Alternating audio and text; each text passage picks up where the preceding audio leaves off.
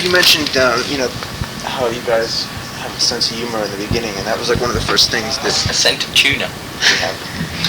That was like one of the first things I really liked about the band when I first started listening. It's just really funny record. Is that important to you? But what happened? Yeah, but what happened? The thing is, if you get involved with the industry so far, you can lose your sense of humour, and then what you do becomes totally invalid, and it's worthless. And the point is, we went through a time where we kind of, because we were under so much pressure, we lost it, and we thought, or decisions were being made for us that were just not us, And so the humour now, we had to slap ourselves back into the to silliness. Yeah, that's why the new songs are important. We're as keen to play them as the ones off this album. We more want to play the new stuff because we want to get back to our original sense of humour. What kind of a set? I want to turn into David Byrne, actually. I think I'm David Byrne. Byrne. Oh, David Byrne. Oh, David Byrne. Wear a big suit. Yes, that's one of my new songs. What kind of a set are you gonna do? They sound like the Ramones, some of the songs. There's a lot of golf in our songs. Yes, we also golf. We're actually golf is probably the most wondrous sport ever. Probably the most rigid sport ever existed. Do you all indulge? Love to. We never find the time. We never find the time. We're golf fashion. We seem to hit the nail on the head. He is like Iggy Pop, great god of subculture. Yeah, golf's his favorite. And he's a top golfer, and also Alice Cooper. We're talking serious business. I mean, if you're in a rock band, you've got to be a good golfer. So we are exploring golf at the moment. The idea of people putting little white balls down holes it's quite an interesting concept. It's the nearest thing a businessman or somebody will get to being a hippie, really, isn't it? So they're like walking around the countryside going hitting a ball. Yeah, so golf is another thing that we find spatially quasmatic in a Zen kind of way.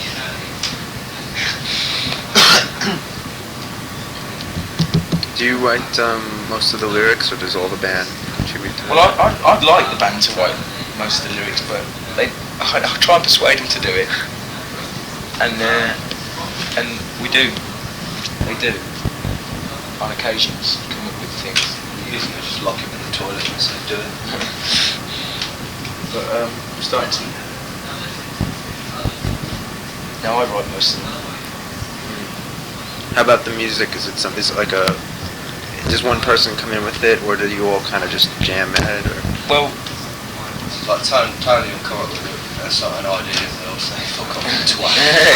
Say, "Go away, you little space cadet." We just do stuff in there. We just get into a studio and do it. Like we said, our favourite things come from spontaneity. Sometimes we'll go in and we'll write a song in a day, and you'll be amazed that you've actually got something together so fast. Then other times we'll be working on, we'll have a riff that perhaps we've been playing with for like 4 years or something, not 4 years, 2 years. It keeps cropping up. What about this one? And then we'll try and put another riff to it, and then we'll throw it away, and then it'll crop up again, and then we'll try and change it again, and it'll crop up again. But really, if you actually listen to the whole thing as it was originally written, you'll find that was the best way it was in the first place. And we'll still not get around to doing it because it's old and we ought to invent something new. So we have a real strange way of working. I can't put your finger on the way we work. You can put your palms of your hands on it, but not your finger. No. You need to be outstretched firmly. No, it's just weird. We used to argue, basically. We just sit in a room and argue with each other. And if we've got no drugs, then we just don't bother practicing. I don't know how we work really. It's strange. It's the problem when you're trying to be the mouthpiece of a remuneration.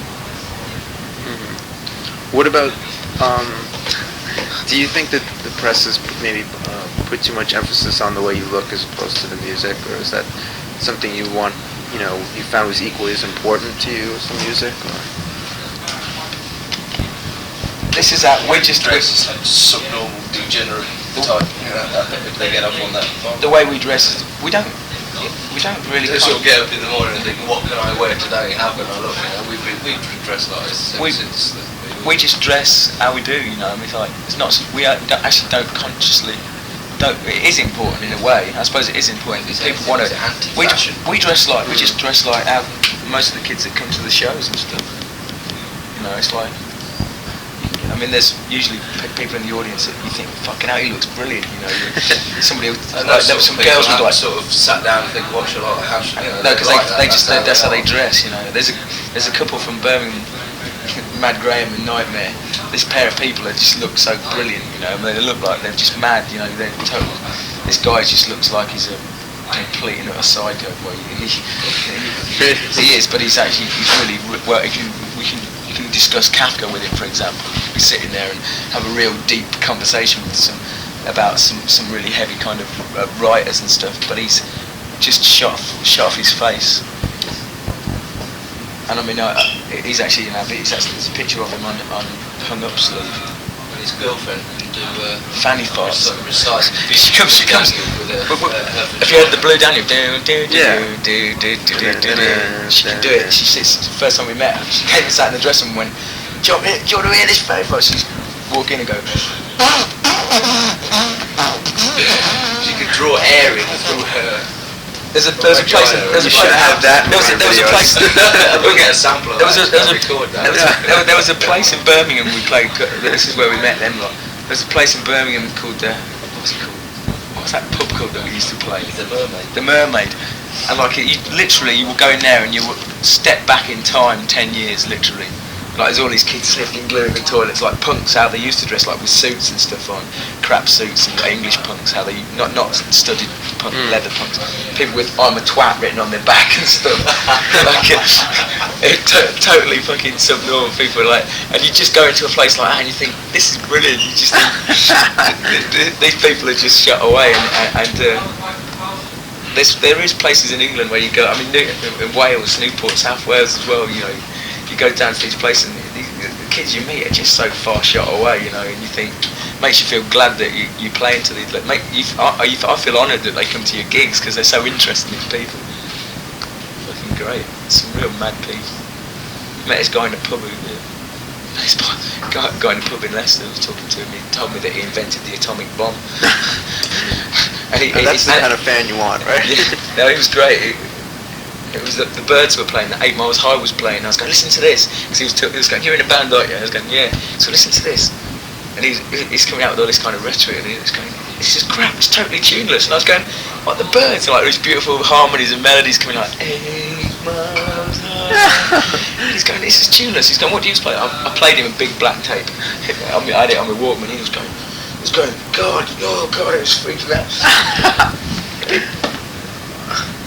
There's some great. People's reaction to what you do is really funny.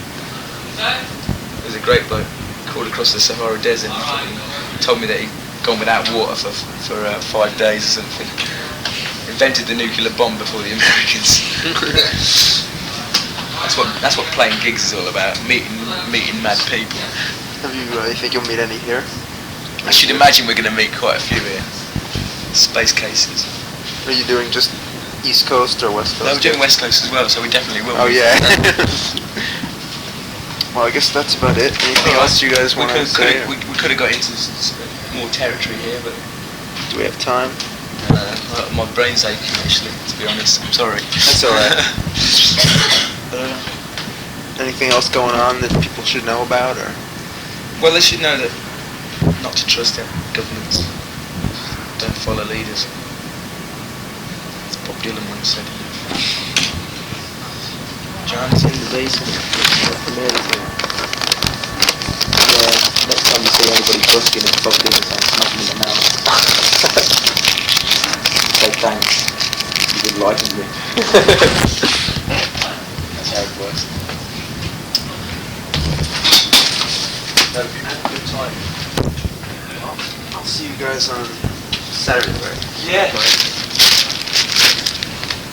What magazine do you work for? Oh, it's this magazine called Faces. Is it heavy metal or heavy metal? Mostly, yeah. Is it?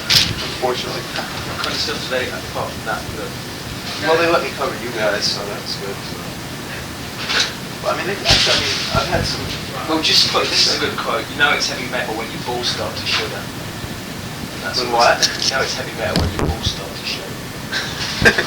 That's great.